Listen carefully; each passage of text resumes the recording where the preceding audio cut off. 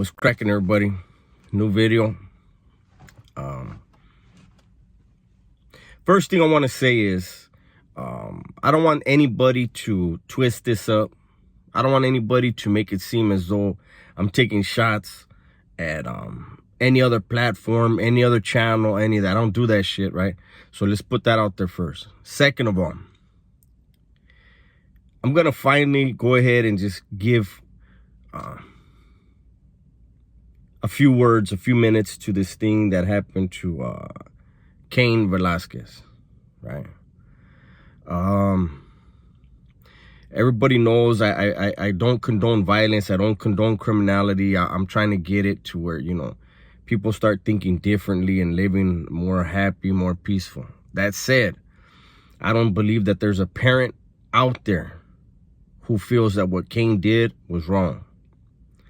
We know that when it comes to targeting children, when it comes to targeting women, and also it should be when it comes to targeting the elderly, nobody should stand for it, you know, but especially, you know, the women and children.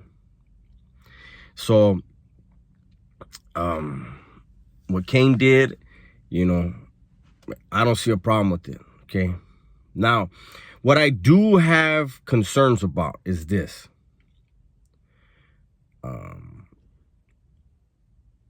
A year ago, BLM was stomping around through certain cities. BLM was taking over the media.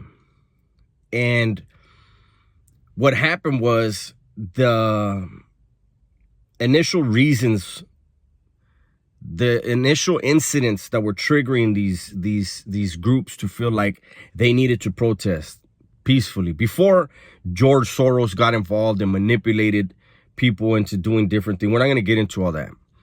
But the incidents that needed attention got lost in translation. Why is that? Because a group of people decided that their lives mattered more than everyone else's. At least that's the way a lot of people who weren't black, that's how they felt. Okay. And I remember a lot of people saying, you know what, it is messed up, man. You know, that this person got shot, but I don't agree with this Black Lives Matter when all lives matter, right?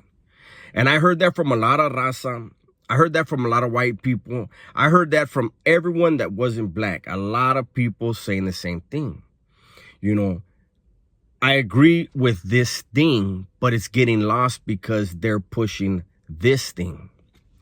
So my concern now is that, you know, we have a very high profile individual, Cain Velasquez, who has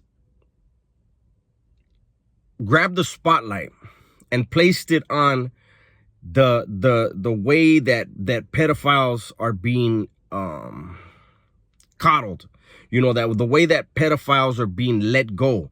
You know, they fucking rape a kid. They do whatever they do to children, and they get a slap on the wrist. And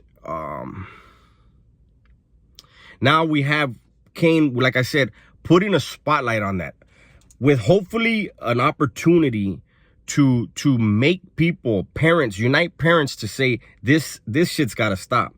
Now the problem is, when I see a lot of platforms right now making this a racial thing, when I see a lot of these channels saying, and a lot of these platforms saying it's time for raza to unite, then we become BLM Part 2, Brown Lives Matter.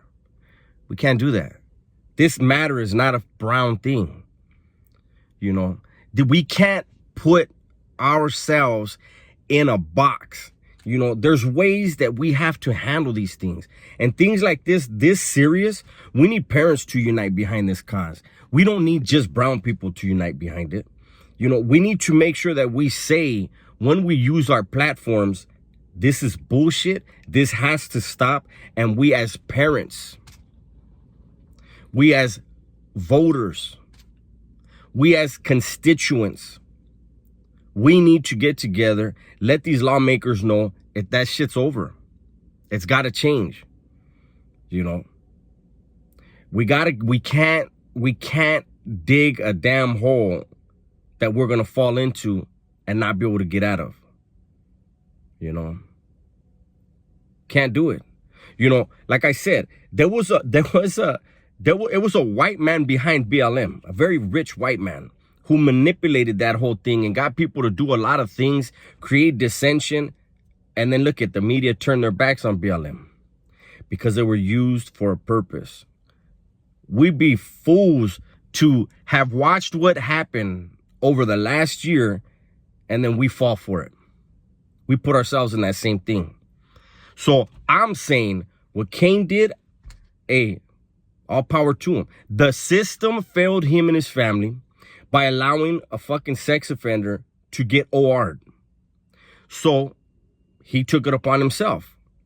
He knew the consequences and was down to accept them because he knew, maybe he didn't know, maybe he didn't realize he was in such a rage, but it is, look it, millions of dollars supposedly were raised for him, for his defense fund. Millions of parents agree with what he did and agree that these laws got to change. So we can't be the ones to make this BLM part 2. We got to be careful, man. Think about it. You know, that's a concern of mine. When you have this much attention on this thing, let's not divide ourselves. Let's remember that we're parents, that we're uncles, tias, grandmas, grandpas, whatever it is, and that we have a duty to protect all children, not just brown children, but all children, you know, and we have a duty to protect all of our communities. And we have a duty to hold these politicians' feet to the fire and say, you need to change this or you get voted out. That's where it's at. Let's not get caught up in a race thing, all right? With that, I'm